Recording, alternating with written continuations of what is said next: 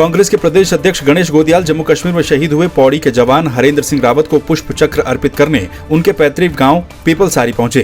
गणेश गोदियाल ने शहीद नायक हरेंद्र सिंह रावत को पुष्प चक्र अर्पित कर श्रद्धांजलि देते हुए परिवार को सांत्वना भी दी। वहीं जिलाधिकारी विजय जोगदंडे ने भी शहीद को श्रद्धांजलि दी। क्षेत्र के निवासी हमारे शहीद सैनिक हैं हवलदार हरेंद्र सिंह, जिनका शव आज सुबह लैंसडाउन से उनके पैतृक ग्राम के लिए उन्होंने मूव किया था। भारी वर्षा के कारण उनके जो ग्राम की जो सड़क है वो पैदल मार्ग है, वहाँ पर वो अभी चलने में असमर्थ है, इसलिए उनकी शव उनकी जो पार्थिव शरीर है उसको रखा गया है। अभी वहाँ पर डीप फ्रीजर का व्यवस्था भी किया गया है। उसके उपरांत जो है अभी वर्षा का जैसी तीव्रता कम हो जाती है, उसके उपरांत उनके शव को मिलिट्री सम्मान के साथ में मिलिट्री का जो टीम आई है उनके साथ में उनकी पैतृक ग्राम तक उनको ले जाने की व्यवस्था की जाएगी। उत्तराखंड हमेशा से ही वीरों की भूमि रहा है और पिछले दिनों हमने देखा कि किस तरीके से मेरे 4 भाई सीमा पर शहीद हो गए। उन चारों भाइयों के सर्वोच्च बलिदान को मैं नमन करती हूँ और पौड़ी जिले के अंदर रिक्तिखाल में अपने एक भाई को आज मैं श्रद्धांजलि देने पहुंची हूँ। पौड़ी जनपद में लगातार हो रही बारिश से जनजीवन अस्त व्यस्त है। सतपुली में दिल्ली जा रहा एक वाहन बीच गदेरे में फंस गया। वहीं लगातार हो रही बारिश के चलते जगह जगह पर मोटर मार्ग बाधित हो गया है। सतपुली बांघाट मोटर मार्ग पर चंबोली सैंड के पास दिल्ली की एक कार मलबे में फंस गई। प्रशासन को सूचना देते ही प्रशासन के द्वारा कार को निकालने का काम किया गया। सतपुली में जो इंटर कॉलेज का शिकायत आ रहा है, वहाँ पर अभी संबंधित विभाग जो शिक्षा विभाग से हम लोग ने जो है पर चेक करवाया है। वहाँ पर जो भी उनकी आवश्यकता होगी उसके लिए संबंधित क्षेत्र की जांच करते हैं। उसका जो प्रारूप तैयार करना है उसको तैयार करके उस पर कार्रवाई प्रारंभ कर दी जाएगी। फिलहाल में वर्षा के कारण वहाँ पे संचालन की जो गतिविधि है उसको रोक लगा दिया गया। मेट्रोलॉजिकल डिपार्टमेंट के द्वारा जो है भारी वर्षा का अनुमान लगाया गया था। 17 और 18 तारीख का उसका अनुमान था। पिथौरागढ़ में भी बारिश के चलते जनजीवन अस्त व्यस्त है। बारिश की वजह से पिथौरागढ़ को जोड़ने वाली लगभग सभी सड़कें बंद हो गई। भारी बारिश के चलते जिले की 15 सड़कें बंद रही। काली, गौरी और रामगंगा नदी उफान पर है। प्रशासन ने सभी लोगों से सतर्क रहने की अपील की है। देश विदेशों में गरीब और असहाय लोगों की मदद के लिए प्रसिद्ध हंस फाउंडेशन ने टिहरी जनपद के सीमांत बूढ़ा केदार क्षेत्र में भगवान बूढ़ा केदार धाम में माता मंगला के जन्मोत्सव पर रुद्राभिषेक और पूजन का कार्यक्रम आयोजित किया। माता मंगला के जन्म दिवस पर क्षेत्र में वृद्धजनों और विकलांगों को छाते और छड़ी बांटने का काम किया गया। इस मौके पर टिहरी जनपद से हंस फाउंडेशन के संयोजक और पूर्व जिला पंचायत सदस्य केदार बर्तवाल ने गरीबों और असहाय लोगों की मदद के लिए माता मंगला, भोली जी महाराज और हंस फाउंडेशन का धन्यवाद किया। घनसाली में भारी बारिश के बावजूद आंगनबाड़ी कार्यकर्तियों ने अपनी मांगों को लेकर प्रदर्शन किया। केदार बिलेश्वर धाम में क्षेत्र के विभिन्न हिस्सों से पहुंची आंगनबाड़ी कार्यकर्तियां, सहायिका और मिनी आंगनबाड़ी कार्यकर्तियों ने जमकर सरकार के खिलाफ नारेबाजी की और सरकार पर वादा खिलाफी का आरोप लगाया। आंगनबाड़ी कार्यकर्तियों के द्वारा 21 और 22 अक्टूबर को अपनी मांगों को लेकर शंखनाद कार्यक्रम की तैयारी भी की जा रही है।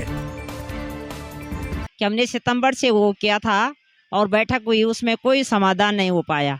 इसलिए आज हम लोगों ने और 22 तारीख से जो है हम शंखनाद रैली करने वाले हैं और उसकी वो जिम्मेदारी सारी सरकार की रहेगी। उसमें हम वो भूख हड़ताल करेंगे और तब तक वहाँ से नहीं हटेंगे जब तक हमारी मांगे पूरी नहीं हो जाती है।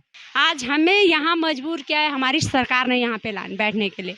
शायद अगर उन्होंने हमें 2 बार आश्वासन दिया, हम उस पर बैठे रहे, अड़े रहे। हमें कोई उम्मीद थी अपनी सरकार से कि वो हमारे लिए कुछ ना कुछ सोचेगी, क्योंकि हम जब गांव की मेन कड़ी एक तरफ कहती है सरकार कि आप लोग की मेन कड़ी है।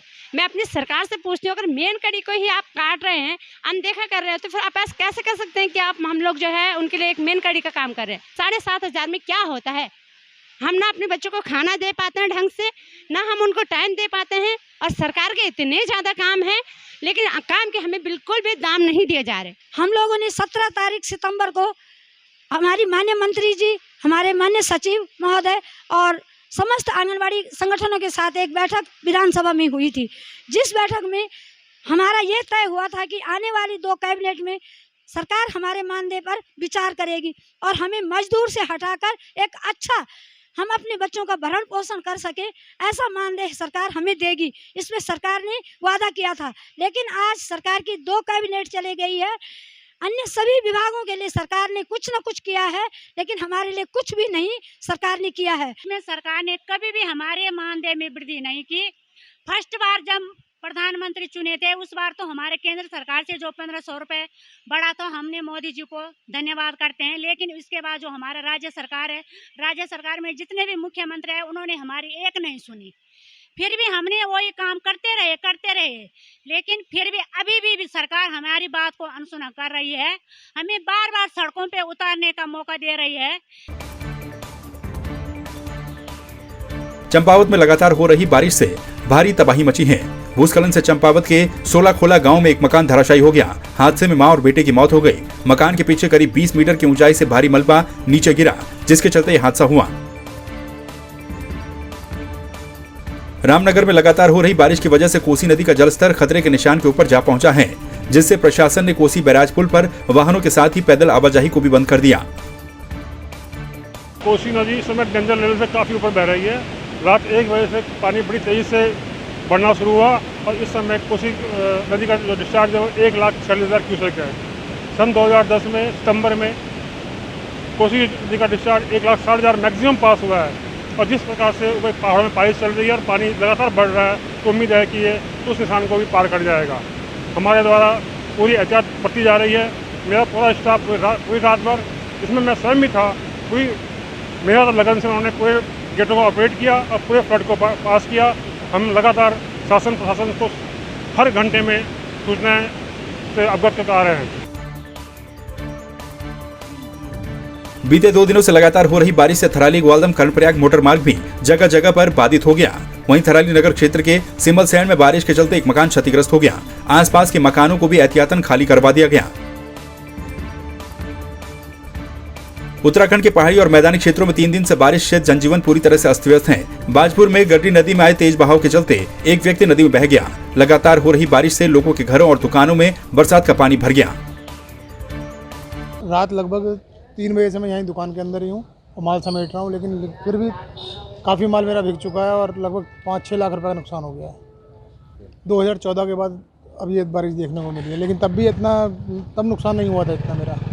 अधिक अतिवृष्टि होने के कारण सभी जगह पूरे बाजपुर क्षेत्र अंतर्गत तहसील गदरपुर, तहसील बाजपुर में सभी जगह जो जैसे शहरी क्षेत्र है जल भराव की स्थिति है और जितने हमारे नदी नाले थे सभी उफान पर हैं और सभी जो हमारी रेवेन्यू की टीम है, पुलिस की टीम है, अन्य विभाग की सिंचाई PWD की टीम लगी हैं, लेकिन हमें सफलता उस हिसाब से नहीं मिल पा रही क्योंकि पानी की मात्रा इतना ज़्यादा है कि कहीं कहीं तो घरों में 2-2, 3-3 फुट पानी चला गया और जैसे बाजपुर मार्केट में भी 2.5 से 3 फुट पानी है, तो पानी की निकासी नहीं हो पा रही। जैसे थोड़ा सा पानी कम होता है और आज सुबह से तो थोड़ा पानी बारिश कमी हुई है, तो जैसे पानी कमी होता है जहाँ जहाँ हमें खोलने की ज़रूरत पड़ेगी हम JCB लगा के पानी निकासी करवाएंगे। क्या है देवभूमि की जनता का मुंह? किसकी बातें हैं सच और कौन बोल रहा है झूठ? कितना बढ़ चला है प्रदेश में चुनावी पारा? कामकाज में कौन जीता और कौन हारा? 2022 के चुनावी समर में किसका होगा मंगल? देखिए देवभूमि का दंगल 2022 का विधानसभा चुनाव सिर्फ संवाद 365 पर।